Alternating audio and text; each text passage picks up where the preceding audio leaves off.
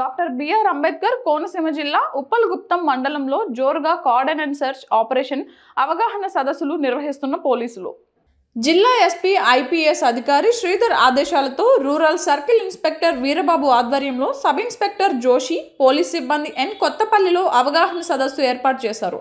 June 4వ తారీఖు ఓట్ల లెక్కింపు రోజున ఎవరు కూడా బాణసంచా కాల్చడం, ఊరేగింపుగా జరపడం, అల్లర్లు చేయడం, ఎటువంటి అవాంఛనీయ సంఘటనలు జరగకుండా ప్రశాంతమైన వాతావరణాన్ని నెలకొల్పాలని సిఐ వీరబాబు సూచించారు. ఒకే వేదిక ఏర్పాటు చేసి వైసీపీ, టీడీపీ, జనసేన, బీజేపీ, ఇతర పార్టీ నాయకులను, కార్యకర్తలను, స్థానిక నేతలకు అవగాహన సదస్సు నిర్వహించారు. సిఐ వీరబాబు మాట్లాడుతూ అందరూ సహకరించాలని, యువత భవిష్యత్తును దృష్టిలో ఉంచుకొని అల్లర్లకు దూరంగా ఉండాలని విజ్ఞప్తి చేశారు. పోలీసులు ఏర్పాటు చేస్తున్న కేసు ఆపరేషన్ అవగాహన సదస్సులకు ప్రజల నుండి, రాజకీయ పార్టీల నుండి, కార్యకర్తల నుండి మంచి స్పందన లభిస్తుందన్నారు. అమలాపురం ఉప్పలగుప్తం ఎస్ఐ గారు ఒక 2 నెలల ముందు మాకు సమయం ఇక్కడ పంచాయతీకి పెట్టారు. మా పంచాయతీ వారు గ్రామాన్ని పిలిచి 2 నెలల ముందు సంఘటనలు, గొడవలు ఎలాగుంటాయి, ఎలక్షన్కి ఏంటని ముందుగా తెలియపరిచారు.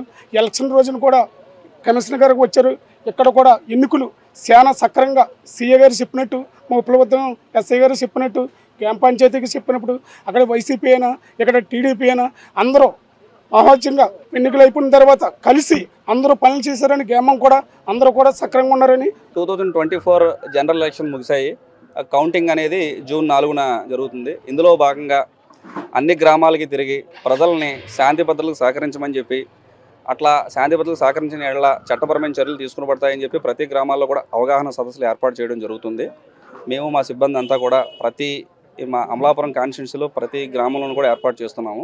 అదేవిధంగా కార్డన్ అండ్ సెర్చ్ ఆపరేషన్స్ కూడా చేస్తున్నాము. ఇందులో ఎవరైనా రికార్డులు లేని బళ్ళు కానీ, చట్ట వ్యతిరేకమైన కార్యక్రమాలకు పాల్పడుతున్నటువంటి అన్ని గృహాలను కానీ, అన్ని పరిసర ప్రాంతాలను కూడా క్షుణ్ణంగా పరిశీలిస్తున్నాము. దానిపై చట్టపరమైన చర్యలు తీసుకుంటున్నాము.